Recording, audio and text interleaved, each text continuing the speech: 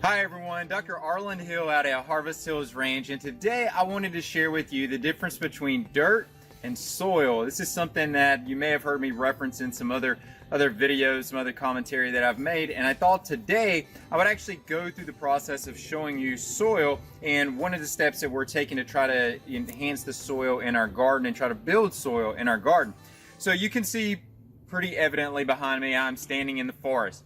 Now you may ask, well, why are you standing in the forest? Well, I'm doing this because the material that you see on the ground, we've got pine trees here behind us, we've got some oaks, some other hardwoods in here, and they're dropping their pine needles, they're dropping their leaves, and what we're doing is we're gathering this up and using this as mulch in our garden.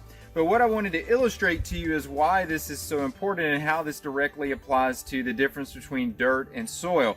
In the context of our environment, dirt would be essentially sand. We have sandy, what's known as sandy loam around us, but we want to convert that sandy loam into soil because sandy loam has the characteristics of leaching minerals, leaching the nutrients fairly easily. We want to hold on to that. We want to try to maintain those nutrients in the soil so that as those plants are growing in the soil, those plants are in turn taking those nutrients up into them.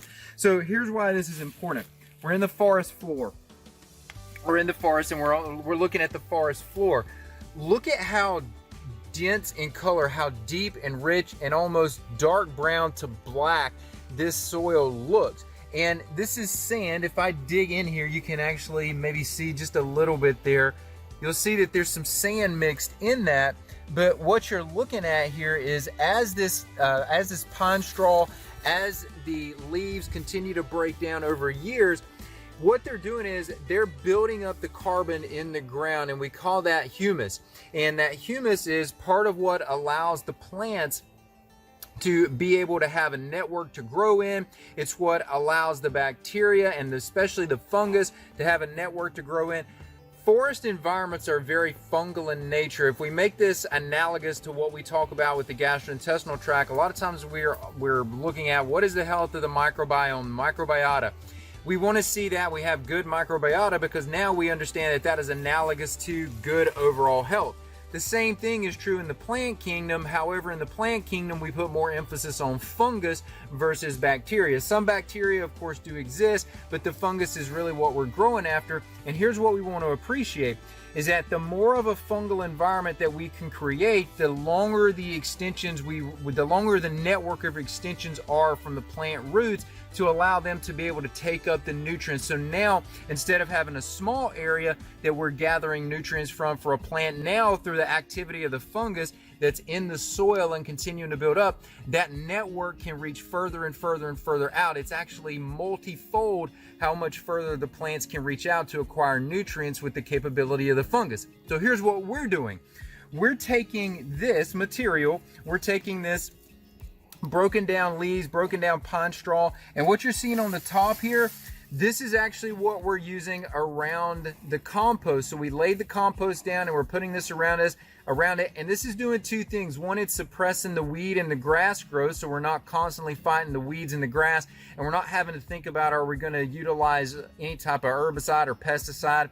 But even more importantly, it's creating a food source. It's enhancing the food source and the nutrition for the plant because, again, it's incorporating in this microbial component with the fungus. And now instead of having to depend upon, say, synthetic fertilizers or constantly fertilizing, now what we're depending upon is the activity of the fungus to be able to support the nutrition for the plant.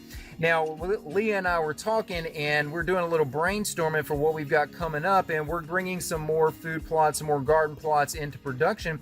And we were looking at this and thinking, well, why haven't we been taking this material and using it as the base under our compost? So now as we bring these plots into production, this is actually going to go under the compost to inoculate that ground and further make that conversion from sand, dirt, over to true soil where it's a living network that can feed the plants. So again, it's all about how do we support the life that's in the ground to further support the life in the plant. And in turn, guys, the reason this benefits you is because the things that we're bringing to you, the things that we're bringing to market, this is all serving the purpose of increasing nutrient density, which is one of our end goals.